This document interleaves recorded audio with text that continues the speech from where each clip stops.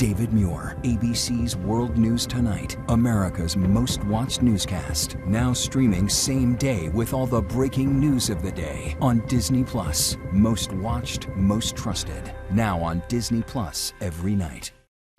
Tonight, there is breaking news as we come on the air. The deadly shooting in an ice rink. Players and fans running for cover. An explosion of gunfire. The chaos ensuing. Tonight, the victims and what we know about the gunman so far. Also breaking, the search for Nancy Guthrie. Late today, the sheriff revealing all family members have been cleared in her disappearance. And investigators tonight on that possible break in the case. The male DNA found on a glove. And Savannah Guthrie tonight, her pain visible as she posts a new message now to the person who took her mother. And it is never too late to do the right thing. We'll go live to Aaron Katersky at what he's learned tonight. Oscar-winning actor Robert Duvall has died, the legendary actor remembered tonight. I love the smell of napalm in the morning. His iconic roles in The Godfather, Apocalypse Now, and Tender Mercies, and the role he said was his favorite. Tonight, we're tracking two dangerous storms hitting heavy rain, possible flooding, and strong winds. Ginger Z is here to time this out. Tonight, just in, the new fallout over the Jeffrey Epstein investigation, the big name tonight stepping down from his job. And this evening, former Secretary of State Hillary Clinton and what she said late today about the Epstein case. Tonight, the father now on trial, facing charges for buying his son the AR-15 style rifle that son then allegedly used to kill two students and two teachers, what played out in court. Dramatic moments as a woman escapes a U-Haul, getting away. The massive house explosion tonight igniting homes in the neighborhood, the rush to evacuate. America's Strong, the 6-year-old girl smashing records tonight. You won't believe how many Girl Scout cookies she's now sold. And Team USA, the women's hockey team, now going for gold. And the deeply personal post tonight just in from the Quad God and what he reveals after that heartbreaking performance. From ABC News World Headquarters in New York, this is World News Tonight with David Muir. Good evening. We begin tonight with the breaking news, the chaotic scene unfolding, an explosion of gunfire erupting during a high school hockey game. Fans and players on the ice could be seen racing for cover. That is the sound of the gunfire inside. Police pouring over this live stream of the game that captured the horrific scene at the Dennis Lynch Arena in Pawtucket, Rhode Island. The gunfire, the panic tonight, at least 2 people killed. Authorities believe the shooter then took his own life. The gunman opening fire during the first period of the game with players on the ice, families in the stands. The FBI and ATF on the scene at this hour, and ABC's Rhiannon Ally leading us off tonight. Tonight, the horror unfolding at a high school hockey game in Rhode Island. Authorities say a man opened fire, killing at least 2 people before shooting and killing himself. Police now reviewing this video. You can hear the deafening sound of about a dozen gunshots, sending crowds running in the stands and players scrambling on the ice. We have 1 shooter down at the location. We have 5 injured. Authorities racing to the scene at the Dennis Lynch Arena in Pawtucket around 2:30 p.m., finding multiple victims. Late today, officials say they believe the suspect may have been targeting his own family. It appears that this was a targeted event, that it may be a family dispute. Witnesses describing the chaos. It was a very, scary moment, definitely for the parents. It was a bang. I thought it was a pops. I thought it was balloons at first, but it was not balloons. At least 3 people were wounded. David, officials say all the players in that hockey game are safe tonight. The investigation is now underway as the FBI is assisting local authorities. David? Rhiannon Ally leading us off tonight. Rhiannon, thank you. There are also new developments tonight in the disappearance of Nancy Guthrie, the 84-year-old mother of Today Show host Savannah Guthrie. Late today, the sheriff saying all family members have been cleared in her disappearance, aware of the online chatter and speculation surrounding this case. Tonight here, investigators on a possible break in this case, that male DNA found on a glove. And Savannah Guthrie, the pain evident on her face, with a new post to the person who took her mother, as they now begin week 3 without their mother. Here's our chief investigative correspondent, Aaron Katersky, in Tucson again tonight.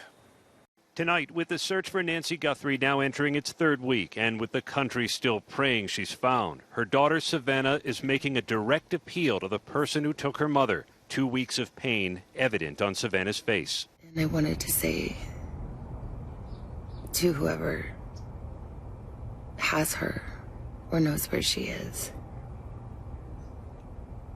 that it's never too late. And you're not lost or alone.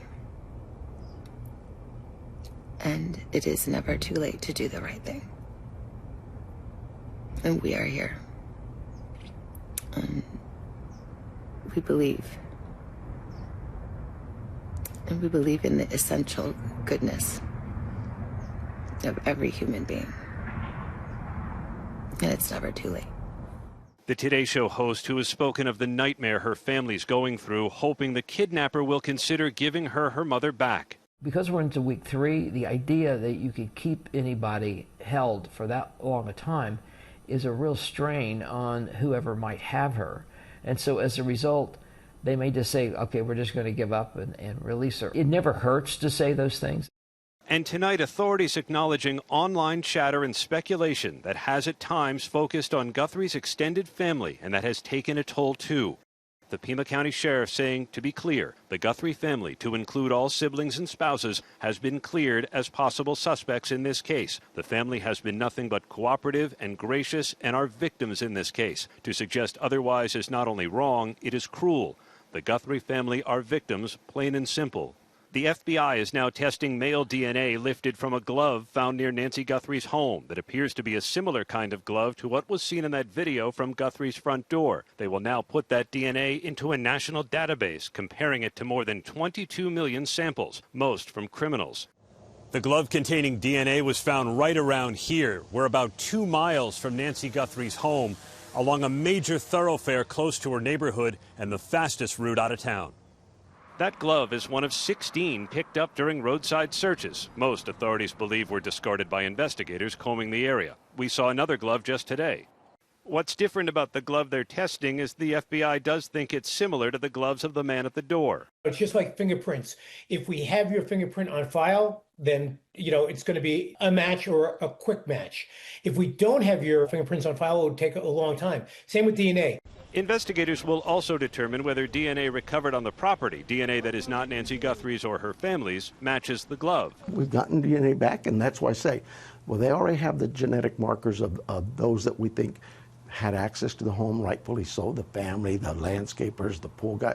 And tonight, the search involving the backpack and clothes the man was wearing. Investigators are now combing through Walmart's surveillance footage and sales receipts, looking for the buyer of the Ozark Trail hiker backpack the suspect is seen wearing. Investigators say he may have also bought the clothing he wore that night at Walmart. Backpack's a Walmart backpack, right? So that's can you trace the sale? We're hoping. We have teams working on all of this stuff. Friday night, authorities swooped in and detained a man about 2 miles from Nancy Guthrie's home, searching his house and towing his Range Rover before letting him go. He's the second man questioned and released after a delivery man was stopped 50 miles away near the Mexican border. Sources tell ABC News investigators are leaning away from those 2 men as possible suspects. But tonight, Savannah is making it clear she's not giving up hope the kidnapper will bring her mother home. It's never too late. The DNA analysis is underway tonight on the glove. David, the results could be back within days. David? As they now enter week 3, Aaron Katersky on this story again tonight. Aaron, thank you. We learned today that Oscar-winning actor Robert Duvall has died at the age of 95. His iconic roles in The Godfather, Apocalypse Now, and so many other movies. And tonight, the role he once said was his favorite. And Al Pacino and Robert De Niro now remembering him tonight. Oscar-winning actor Robert Duvall was a Hollywood legend, his career spanning 7 decades. Known for his ability to disappear completely into his wide-ranging roles. The steely-eyed actor made his film debut in 1962, playing the reclusive Boo Radley in To Kill a Mockingbird. You'd like to say goodnight to Jim, Mr. Arthur? His character did not speak once in the entire movie. Robert Duvall would go on to become a household name, playing opposite John Wayne in True Grit in 1969. Well, Rooster, I'm shot to pieces.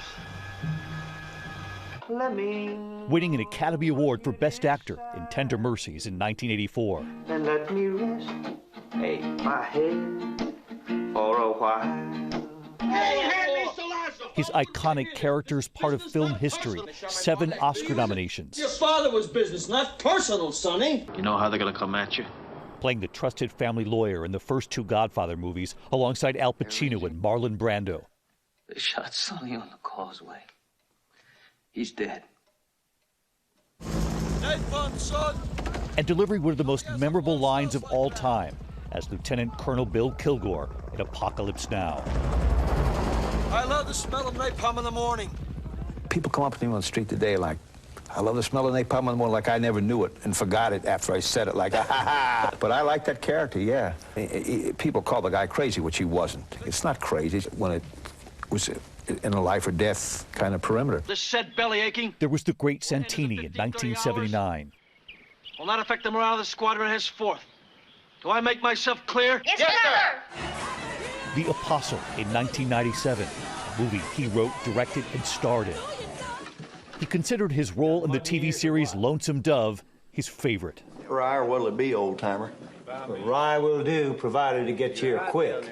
Tonight, Robert Duvall's wife sharing this image of them on their Virginia farm, saying he passed away peacefully at home, surrounded by love and comfort at the age of 95. Tonight here, Robert Duvall in his own words. The day will come when you call it quits. So whenever that comes, it comes. But, you know, until that time comes, you know, you try to live life to the fullest. He was an incredible actor. Tonight, both Al Pacino and Robert De Niro paying tribute. Pacino saying Duvall was a born actor with a phenomenal gift. De Niro saying, God bless Bobby. I hope I can live till I'm 95. May he rest in peace. We move on tonight. We are tracking 2 dangerous storms hitting in the west. Heavy rain, thunderstorms, possible flooding, and strong winds in California. Up to 8 feet of snow in the mountains. Streets already underwater in parts of Brentwood, California tonight. And a second storm right behind it. Let's get right to Chief Meteorologist Ginger Z with us here on a Monday night. Hi, Ginger.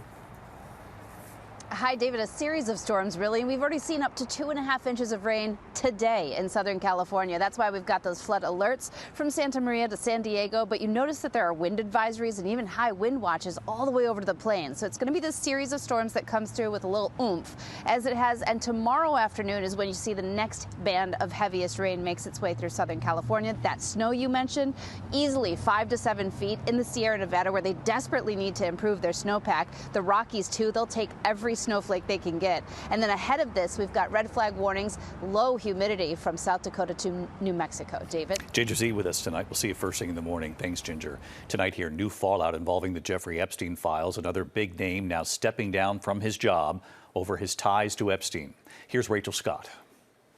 Tonight, with the Department of Justice announcing no more Epstein files will be released, new fallout. Hyatt's executive chairman, billionaire Tom Pritizker, now becoming the latest leader to announce he will be stepping down because of his ties to the convicted sex offender. In a letter to the Hyatt board, the 75-year-old writing, "Good stewardship also means protecting Hyatt, particularly in the context of my association with Jeffrey Epstein and Ghislaine Maxwell, which I deeply regret."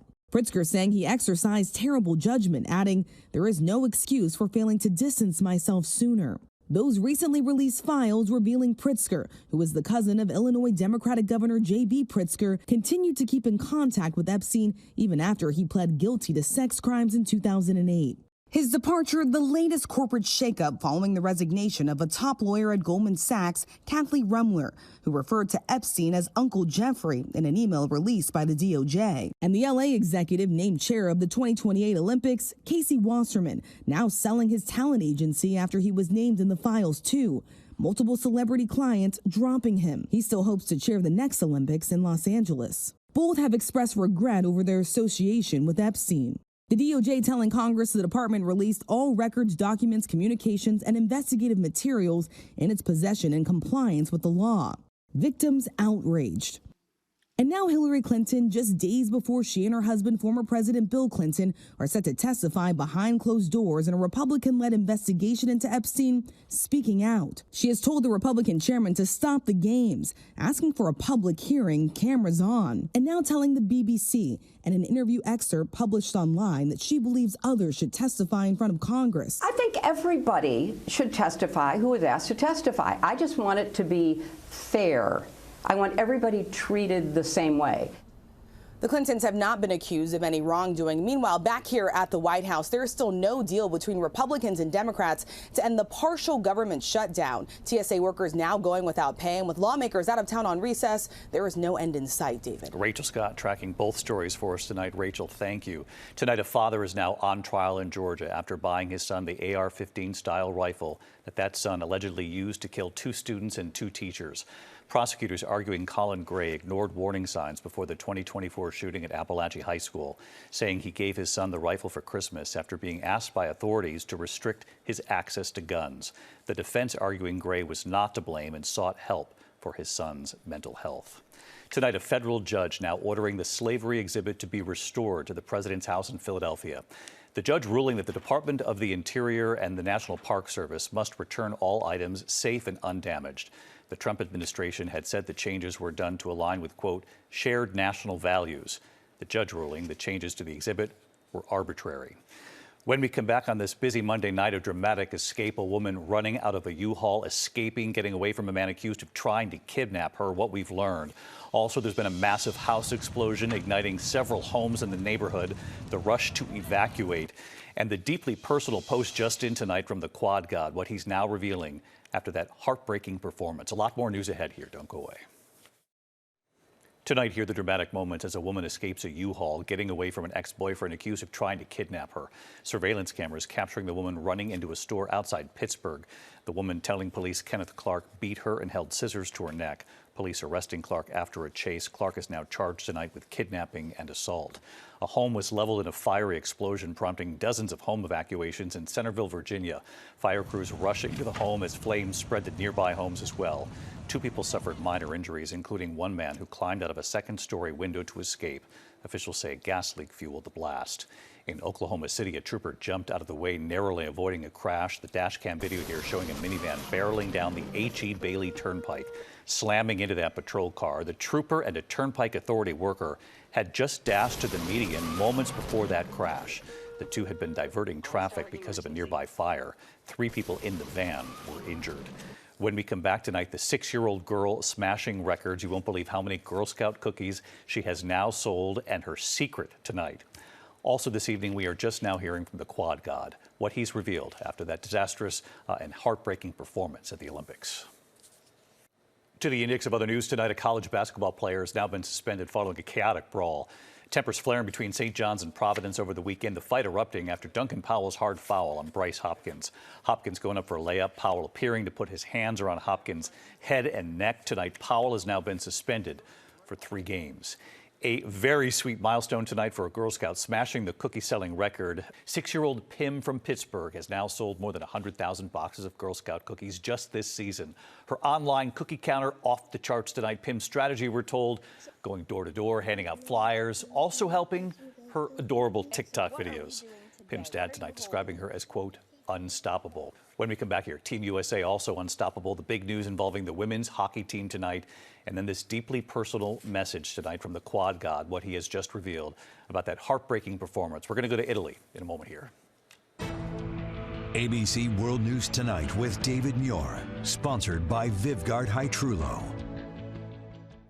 The Winter Games, big news tonight for the women's hockey team, and the very personal words from the Quad God. Janae Norman is in Italy. Janae?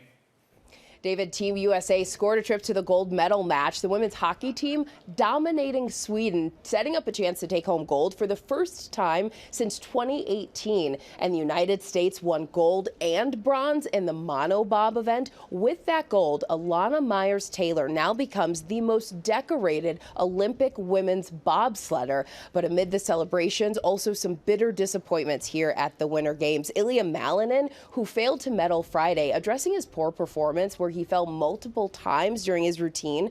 The 21-year-old posting on social media, on the world's biggest stage, those who appear the strongest may still be fighting invisible battles on the inside, adding, it all builds up as those moments flash before your eyes, resulting in an inevitable crash. Malinin will be back out on the ice Saturday, David, and we'll be cheering him on. We definitely will be. Janae Norman in Italy for us today. Thank you. And thank you at home for watching. I'm David Muir, and of course, we'll see you right back here tomorrow night. Good night. David Muir, the most trusted anchor in America, the most watched anchor in America. Thank you for making World News Tonight with David Muir the #1 newscast in America.